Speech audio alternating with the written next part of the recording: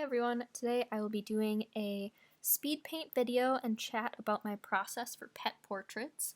Now, I just wanted to have a little quick disclaimer that this isn't a tutorial video, and if I were to make it one, I would go a lot more into detail about the techniques and more about my color choices and stuff, but that video would probably be like 2 hours long, so this is more of an overview of my technique that I learned in an oil painting class and I adapted into my own style.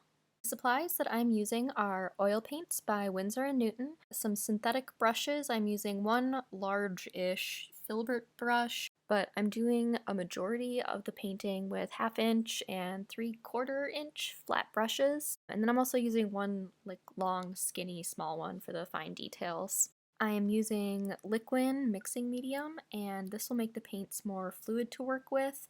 It'll speed up the drying and add like a tiny bit of gloss. And then I'm just using some plastic trays as a palette because I don't feel like cleaning up when I'm done. And then this is some graphite transfer paper. So here is the reference picture of maple I'm using.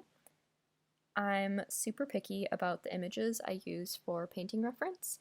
I'm looking for the eyes to be brightly lit, no lens distortion or weird angles, and then a nice value structure or interesting color palette isn't really necessary, but it makes for a more interesting painting. I've just printed out a black and white copy of the image that I'm using. I'm going to actually be using this to trace it onto my canvas. I'm using a pre-gessoed canvas, but I don't want it to be stark white to begin with, so I'm priming the entire thing with a watered down acrylic paint. This way there won't be any white spots peeking through the layers of paint, and it'll be pink, so it'll create a really cool effect if I'm not completely covering the surface with paint. Using the transfer paper, I am tracing my image onto the canvas. Now hold on, pause the video. Isn't tracing bad and illegal for artists? No, it's not.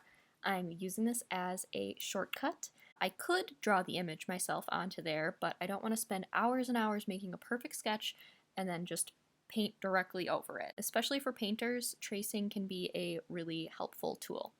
Alright, back to the video.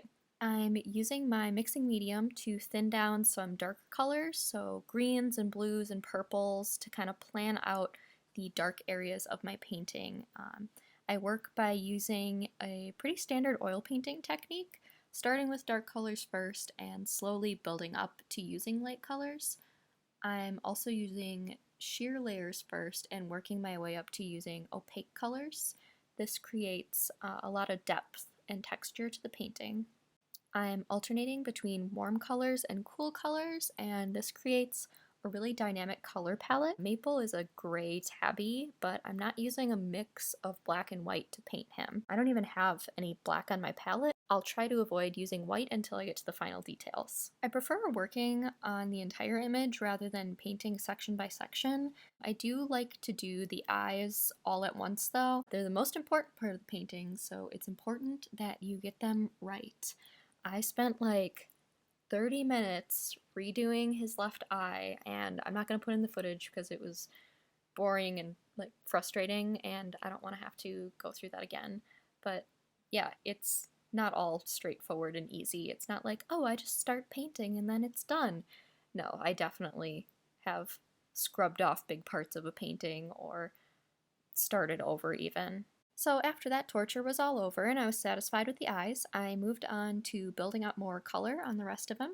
I loosely planned on having like a green tinted shadow tone and a pink tinted highlight as my color palette, but I always just kind of go with the flow and let my subconscious mind choose the colors. I was in the creative flow, they call it, at this part of the painting, and honestly I don't really remember any of this, and the time really flew by.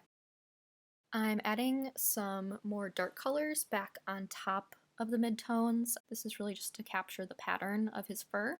It's tempting to blend your oils on the canvas and make everything nice and soft and smooth, but I try to limit that because it gets rid of the sharp edges that I really like, and it blends your colors kind of into grays. When you spend so long mixing perfect colors, you don't want to just blend them all up on your canvas. I do like to blur out some edges kind of towards the end of the painting after I've added in the background. It can create some kind of like dreaminess or softness to your painting that I really like in small doses. My goals with a pet portrait are to capture the personality of the pet or the feel of the expression in the picture. This picture of Maple, he looked super like curious and angelic, but with like a little hint of mischief in his eyes, which I think sums up his personality pretty well. I like to create as much texture as I can and have like a fun and interesting color scheme. I'm not going for hyper realism or anything. It's not about making a photocopy of an image, but making it more interesting and dynamic than it was before and really adding your own voice to it.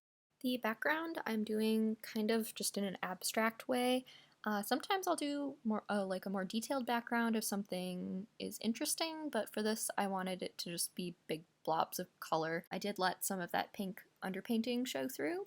Really liked how that looked. And then I'm adding the final details using that really tiny brush. A couple of highlight spots in the eyes on like his bell and his tag, and then painting in his whiskers. Painting whiskers is my favorite part of doing a pet portrait. I feel like it really brings it to life, and they're like their eyebrows, so you can really capture a lot of personality with their whiskers. That is the final painting. I'll probably finish it by adding like a metallic border on the edges because I don't frame anything. I do paint these on commission if you would be interested in getting an original painting done of your pet. I'll leave the link to my website in the description. Thank you so much for watching, and I will see you guys next time.